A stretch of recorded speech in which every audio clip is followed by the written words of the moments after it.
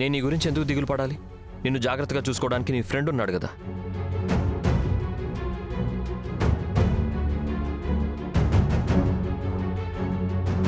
నీ రక్ష కవచం. మరి నా అవసరం ఏముంది చెప్పు నీకు? నేను మిగిలిన అందరికి కూడా అదే చెప్తున్నాను. నేనేమన్నా తప్పన్నానా? లేదు కదా.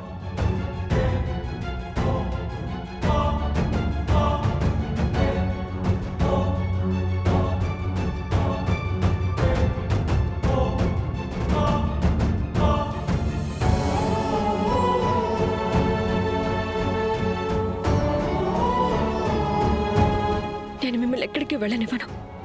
నేను ఎక్కడున్నానని మీరు అడిగేంత వరకు వెళ్ళనివ్వను నేను మిమ్మల్ని. నన్ను అడగండి, ఎక్కడున్నావు రేఖ అని అడగండి, బానే ఉన్నావా అని అడగండి. నీ అబద్ధపు కథలు వినాలనే ఇంట్రెస్ట్ నాకు అస్సలు లేదు. ముందు అడ్డు తప్పుకో. మీరు అడిగి తీరాలి. అడగండి, అడగండి. చెప్పేది నీకే మర్యాదగా అడ్డు తప్పుకో. రాఘవ,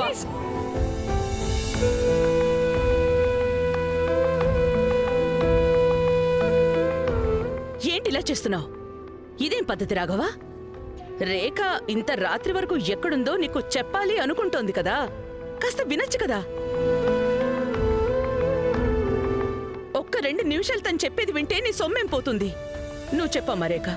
రాఘవా, రేఖ చెప్పే విషయం పూర్తయ్యేంత వరకు నువ్విక్కడే నిలబడాలి.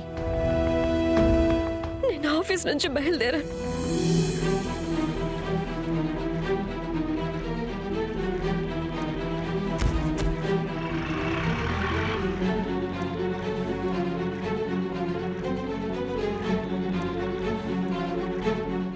తర్వాత కళ్ళు తిరిగినట్టు బాలనట్టు హ్యాక్ చేస్తే ఒకళ్ళు మమ్మల్ని చూసి కారు ఆపారు.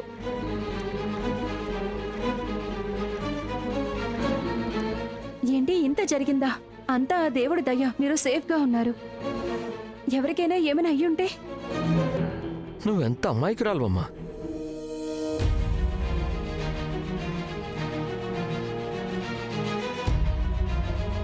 ఈ కథంతా నువ్వు నమ్ముతున్నావా? ఇదేం కథ కాదు, ఇదంతా జరిగింది మా విషయంలో. నువ్వు చెప్పే ఈ అబద్ధపు కథ మొత్తం నన్ను నమ్మమంటున్నావా? నిన్ను పట్టపగలు ఎవరో ఎత్తుకెళ్ళిపోయారని, ఏదో నిర్మానుష్య ప్రాంతంలో వదిలేశారని, ఎలాంటి దొంగతనం చేయలేదు, డబ్బులు డిమాండ్ చేయలేదు, జస్ట్ మీ ఫోన్స్ నుంచి సిమ్ కార్డ్స్ ఒక్కటి తీసేశారా అండ్ మిమ్మల్ని వెళ్ళిపోనిచ్చారు. ఈ కథని నేను నమ్మాలి. రిపోర్టర్వి కదా, కనీసం కథ అయినా సరిగ్గా చెప్పు. అందరూ నమ్మేలా ఉండాలి కదా.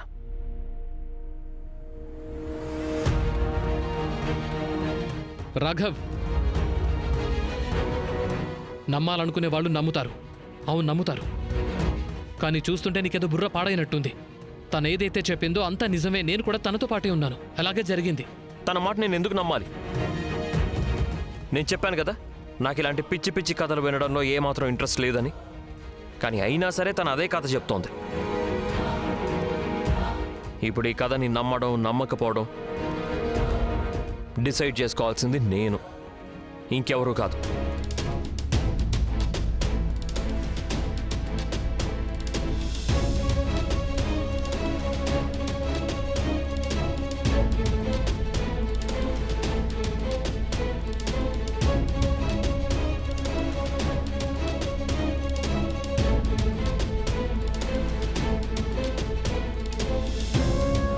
నర్మద గారు, హా? మీరు రేఖ గదిలోకి వెళ్తున్నారా ఏంటి? అవును. తెలుసా, మొదటిసారి నాకిలా అనిపిస్తోంది.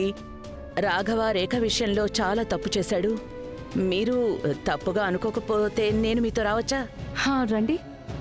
అయినా మనం కలిసి వెళ్తే రేఖ కూడా కాస్త బాగుంటుంది, ధైర్యంగా ఉంటుంది. పదండి.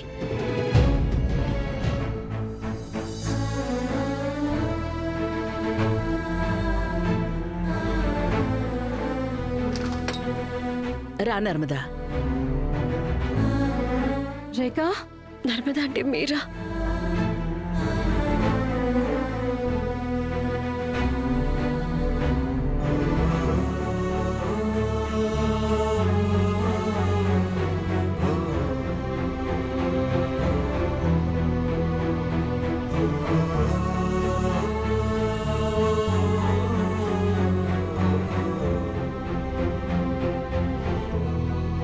వద్దు, ఏడవకు. రాఘవ్ నీతో ఈ విధంగా అస్సలు బిహేవ్ చేసి ఉండకూడదు. రాఘవ్ నీతో ఇలా అస్సలు మాట్లాడి ఉండకూడదు. నువ్వేవో కథలు అల్లుతున్నావని. నర్మదా ఆంటీ, రాఘవ్ ఎప్పుడు ఇలా ఆలోచించలేదు. ఆయన ఇలా ఆలోచించేలా ఎవరో రెచ్చగొడుతున్నారు.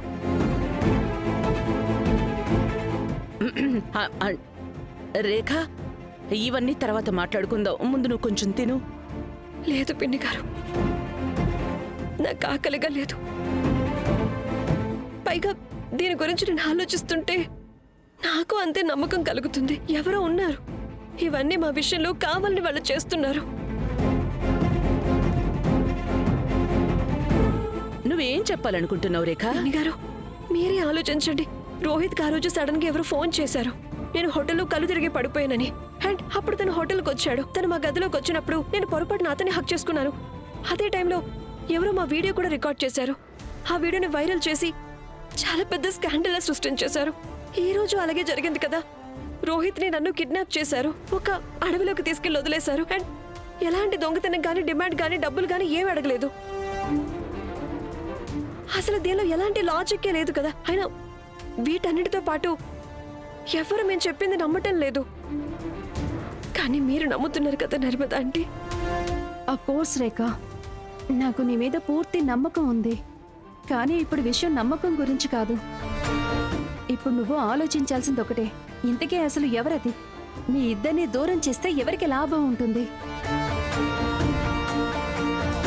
మీరు చెప్పేది నిజమే ఆంటీ. ఎవరైతే ఇదంతా చేస్తున్నారో వాళ్ళు చాలా బాగా ప్లాన్ చేస్తున్నారు. నేనొకటి చెప్పనా? లేదు అంటే నేను కూడా ఇదే చెప్పాలనుకుంటున్నాను. నువ్వు చెప్పిన దానికి పూర్తిగా అంగీకరిస్తున్నాను. ఇదంతా ఎవరో కావాలని చేస్తున్నట్టుగానే అనిపిస్తోంది. రేఖ, నీకు రాఘవ్కి మధ్య ఈ తుఫాను వచ్చినప్పుడు అప్పుడు నువ్వు ప్రశాంతంగా కూర్చుని ఆలోచించు. ఇంతకీ ఎవరది? మీ ఇద్దరిని వేరు చేస్తే ఎవరికి ఏం ప్రయోజనం? అది ఆలోచించు. అంటే రాఘవ్కి బిజినెస్ లో ఉన్న శత్రువుల పని కూడా అయ్యుండొచ్చు కదా నర్మదా. అది ఏంటంటే అంటే రాఘవ ఇంత తక్కువ కాలంలో పెద్దగా సక్సెస్ అయిపోయాడు కదా. ఈ ఊళ్ళో తనని చూసి చాలా మంది అసూయపడతారు.